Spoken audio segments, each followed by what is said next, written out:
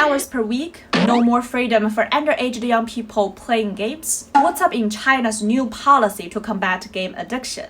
Hello, this is Vica. In this video, I'm going to explain the exact policy and share different voices from China's social media since it's a hot topic there. It's forbidden for underage to play video games from Monday to Thursday and only an hour from Friday to Sunday between 8 p.m. and 9 p.m. So 3 hours per week and an hour at the same time on national holiday. The game agencies should all implement real name verification policies to identify the user's age, and some mobile games from Tencent have also adopted a facial recognition system, not only once, but multiple times to supervise suspicious accounts. So yeah, this is the policy, and here are some questions you may want to ask. First, what if underage person just inputs their parents' ID numbers? Yes, you can, but you need to get their long ID numbers and a verification code from their phone and let them do the face recognition. For all of these, you need to get your parents' permission first. So, if your parents wanted to play for no matter how long, just create the account for you or just give you their phones. Can underage people borrow IDs online or by others' accounts? But if you do this online, it's hard to ask the person to pass the face recognition on your device. And for those who sell IDs, first, it's dangerous to leak your own personal information. Second,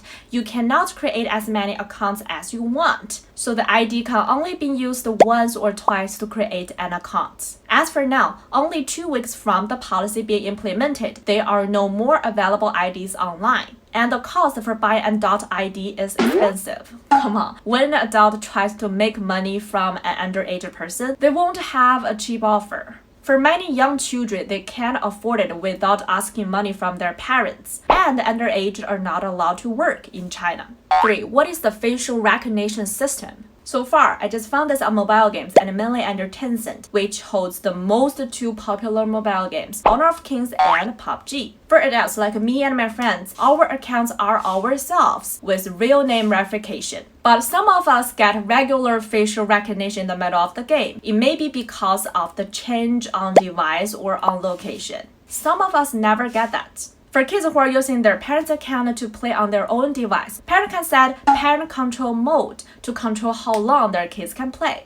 Further suspicious accounts, like if you are using your grandparents' account to play games till 3 a.m., you may get a facial recognition test many times in the middle of the games. Talking about this, there was a news that a 60-year-old granny got pentakill in Honor of Kings at 3 a.m. recently. And Tencent claimed that this account triggered 17 facial recognition checks, since it's one of the suspicious accounts that is played by underage people. The thing is, it passed all facial recognition. The company doesn't have any rights to confirm if the granny helped her grandchild to pass the facial recognition. Well, I would be upset if I was under investigation just because I'm still good at playing games in my 60s. Previously, China had limited the length of time under 18s could play video games to an hour and a half on any day and 3 hours on holidays between 8 a.m. to 10 p.m. under 2019 rules. Due to more and more cases of game addiction and compliance from the parents, the rule has been made more restrictive in 2021. There are cases of kids linking their parents' bank card to spend money on games for hundreds of thousands, and a young boy had a stroke after only sleeping 2 hours per day due to the video games. For those cases related with money, the game company must return all the money that the underage user spent, even though the users had already spent them up in the games and enjoyed all the services. According to the stuff from game companies, underage users actually can buy a little in the games. Tencent stated that in the second quarter of 2021, minors under the age of 16 accounted for 2.6% of their online game sales in China, of which minors under 12 accounted for only 0.3%. But it was still a cost when the parents brought it into the court and refunded everything. So the game companies are willing to sign up to the new policy. For most parents, it's a big relief for them to prevent their children from playing too much. As they don't need to delete every app on their children's device, the app will terminate the service itself. But on social media,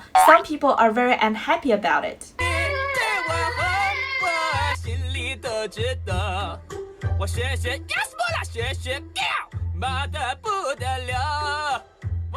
Not only teenagers, but many adults are extremely unhappy about it too. They hate being interrupted in the middle of a game for facial recognition, and they hate the process of collecting personal information like this too. It is a job for the parents. Now the busy parents are asking game companies to parent their children. The esport players and fans are unhappy because they have a short career and they have to play since a young age due to the need of fast reaction. 这波要出事了，一个阿基南，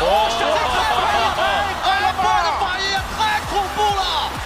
我的天哪，这就是年轻人，一个17岁的 ADC。 Uzi first played in court when he was 15, and Jackie Love got his first world championship at 17. The esport trainers of the youth camp are all underage. These teenagers are so talented that they played at 12 and got into top rank at 15, and then they went to the camp to be trained and went on court to play in the competition at 16. Now, as the policy change, how will the esport industry develop in the following years? So, this is a new policy. What do you think of it? Apparently, people from different ages have different ideas. I don't know if I would think it's a brilliant idea if I become a mother in the future. Again, I'm just sharing what happened on China's social media, and you're welcome to share your opinions. Does your country have any policy for underage playing video games? If you're a parent, what kind of policy do you like?